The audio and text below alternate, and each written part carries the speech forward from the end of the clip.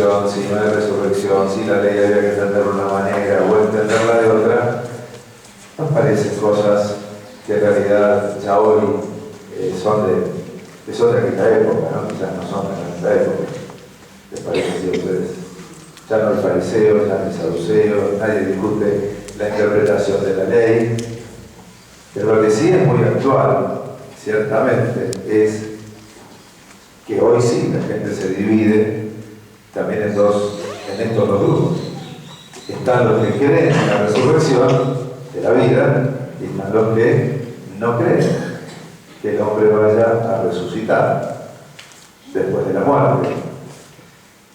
Y esta es una verdad fundamental, organizadora, que organiza todo el resto de la vida y del pensamiento del hombre.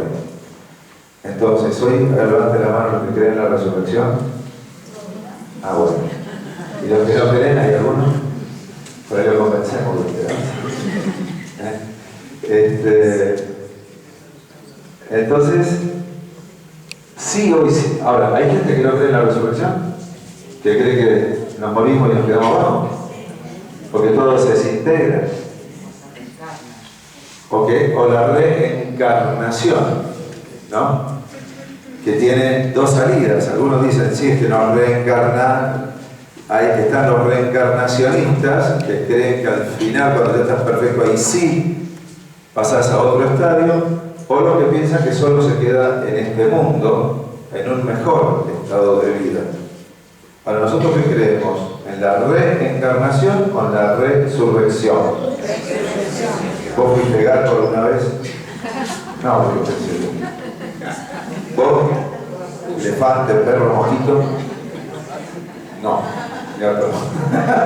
Pero gato dice.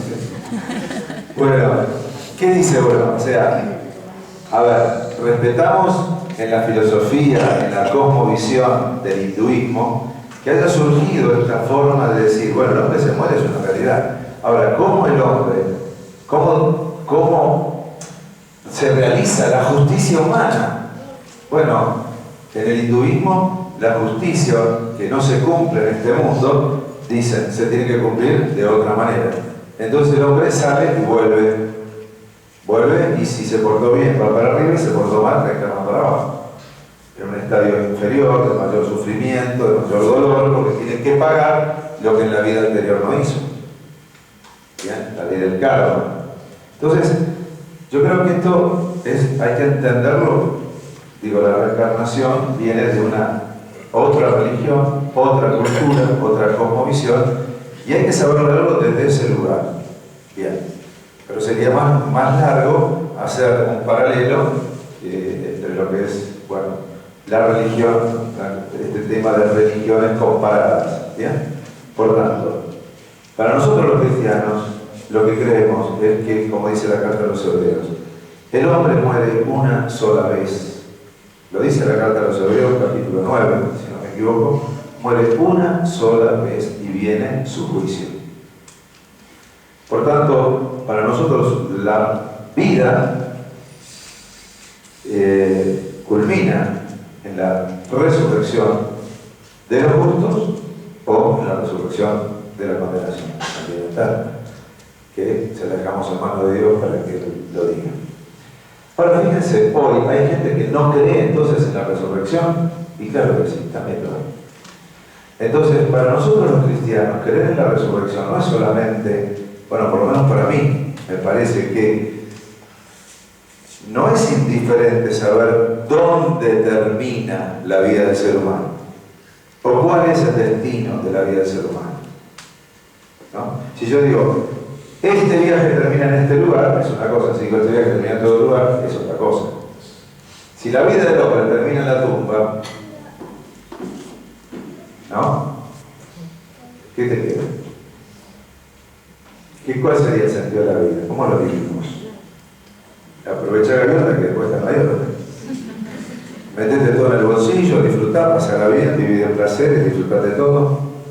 O no sé, otra vez encontrarás una sabiduría que te permita equilibrar todo lo que uno puede vivir. Pero si uno piensa, como dice el Evangelio de hoy, y como Jesús nos quiere hacer pensar, para Dios todos viven, todos viven aquí y allá. Entonces, si mi vida está en Dios, ahí empezamos a mirar cómo tengo que vivir entonces a la luz de ese destino de la resurrección, esta vida de acá de todos los días. Y entonces, ahí tenemos en la palabra de hoy dos parámetros. El primero, el Antiguo Testamento. Estos hermanos macabeos, 200 años antes de Cristo, la persecución de Antíoco, quería imponer las leyes paganas.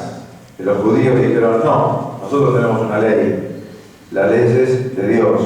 Y así los 7 hermanos con su madre, uno por uno, le van diciendo que transgredan la ley, que coman carne, que hagan cosas que no estaban de acuerdo a la ley. No infringiremos la ley, la muerte antes que la ley, porque sabemos que si morimos vamos a estar vivos en la presencia de Dios y resucitaremos. Y así fueron muriendo uno por uno todos los hijos delante de esa madre.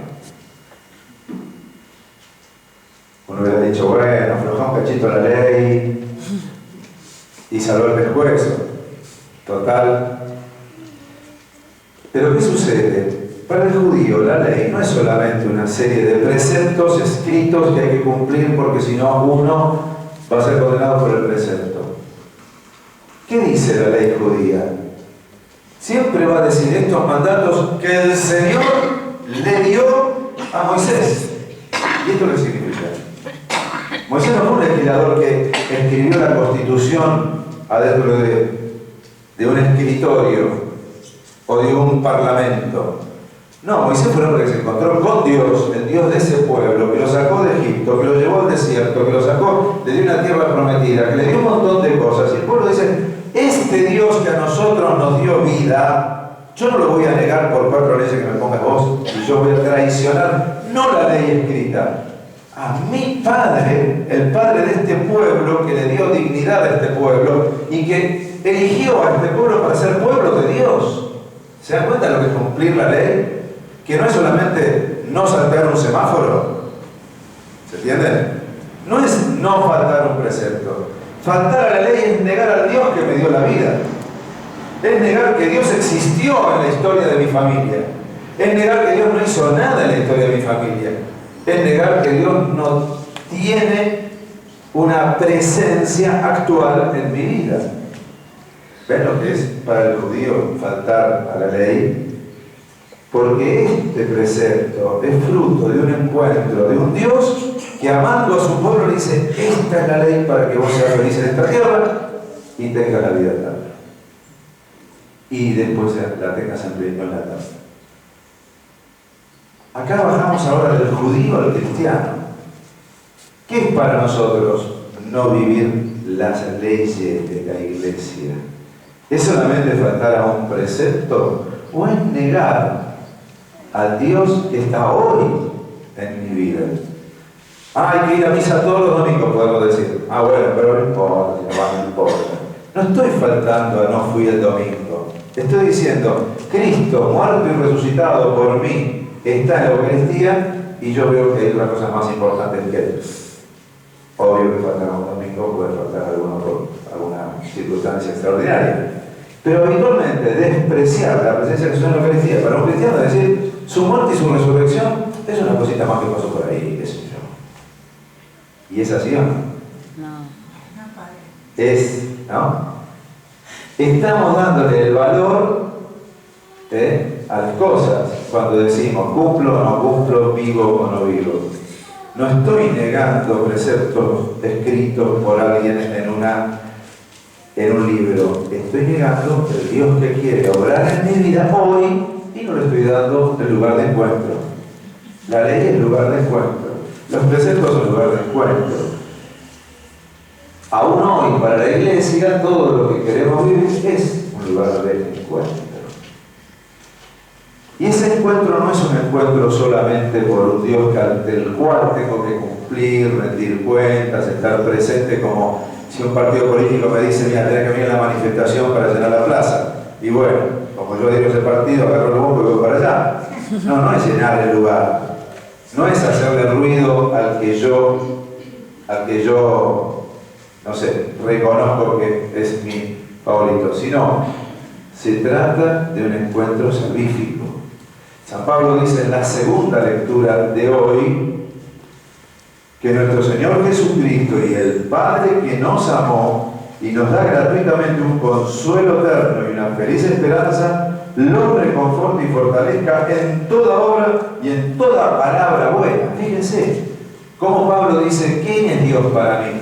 Es el que me amó gratuitamente, me dio un consuelo eterno que también se le murió un ser querido, ¿no? Consuelo eterno. Sé que nos reencontraremos en la vida eterna.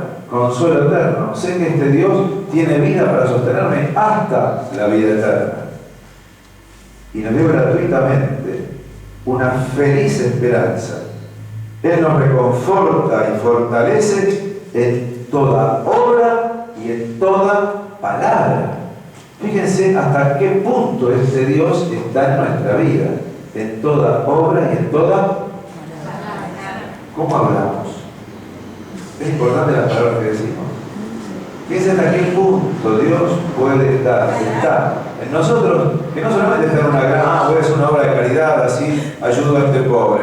No, también en lo que digo, en lo que le digo todos los días en mi casa, en cómo hablamos en casa, en cómo llamamos por teléfono y decimos cosas, cómo decimos un mensajito y le mando un mensajito. En todo eso Dios está confortándonos, está consolándonos, está siendo partícipe de esa parte de la vida. Entonces, hermanos, dice, rueguen para que esta palabra, etcétera, y nos veamos libres de las maldades y perversidades de los que no tienen fe. Bueno, uno no quiere condenar a nadie, no queremos condenar, pero bueno, a veces los que no fe también hacemos sufrir a los demás, ¿no? Pero también es verdad que la gente que no tiene fe y que es inescrupulosa para tratar con una cosa de este mundo sin importarle ni la obra ni la palabra hacia el otro, hace sufrir mucho. Me parece a mí. ¿Comparten esto, no? Entonces San Pablo dice: ustedes rueguen unos por otros, para sostenerse en este camino. Él los fortalecerá, los preservará del maligno, y obviamente de todas las acciones, para que puedan vivir en el amor de Dios y sean perseverantes en Cristo. ¿Bien? En Cristo. Entonces yo creo que siempre tenemos tribulación, dificultades en la vida. El que me entiende, el que no me entiende. Hoy es el día, en la jornada en Argentina, nacional del enfermo, porque en realidad a nivel mundial el día del enfermo, ¿qué día es? A nivel mundial, ¿cuál es? La jornada del enfermo. El 11 de febrero, que es el día de la señora de Lourdes. Ahí está. Entonces, Dios sabe que la enfermedad entra en la vida. Dios sabe que el sufrimiento entra en la vida.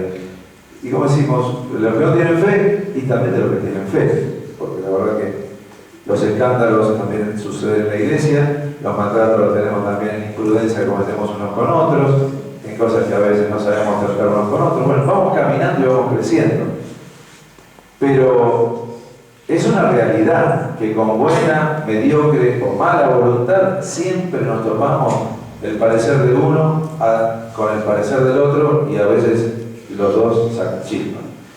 Entonces, cuando decimos hay una jornada también del enfermo, no solamente miremos esa enfermedad que es el hecho de estar en una cama o cargar una enfermedad física, sino también esas enfermedades que nosotros tenemos que soportar a veces del mal carácter, de la adicción, del desprecio, de la no consideración, de la palabra mandada, de la obra mal hecha, del silencio, de la omisión, del desplazamiento, tantas cosas que a veces son esos límites humanos con los que tenemos que convivir y donde todos tenemos que ver cómo sobrellevamos ese dolor también de la vida, que es propio de la vida. Por eso, saber que hay un Dios que obra, como lo tenían tan claro estos hermanos macabeos, nos hace bien. Saber que hay un Dios que fue fiel a mis padres, a mis abuelos, a este pueblo, a esta iglesia, cargada de santos y de mártires, me hace bien.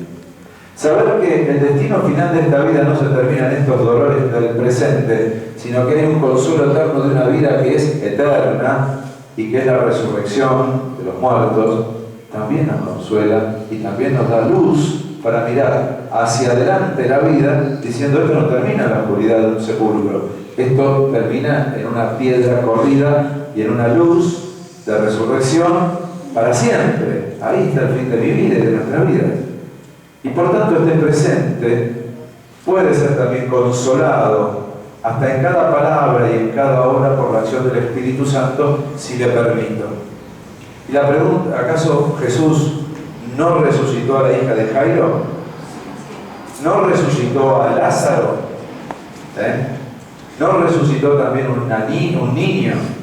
¿Y por qué? Porque nos está mostrando que el poder de la resurrección no solamente va a obrar el día que me muera, sino que va a estar obrando hoy. La resurrección Jesús la anticipa. Ah, bueno, pero esto ocurrió en este mundo, claro. Pero después Él ya resucitó para la vida eterna. Con lo cual, Él está diciéndonos, yo soy la resurrección y la vida. Y esa resurrección y vida empieza a obrar hoy en tu vida concreta y en este presente. Hoy está actuando tu vida presente, Dios. El poder de su resurrección no es de mañana. Hoy cuando estemos comulgando, estaremos recibiendo la resurrección. Hoy cuando estemos comulgando o cuando estamos aquí escuchando esta palabra, es la palabra del Dios eterno que la aterriza un momento concreto que tengo que vivir y a esta situación presente que tengo que vivir.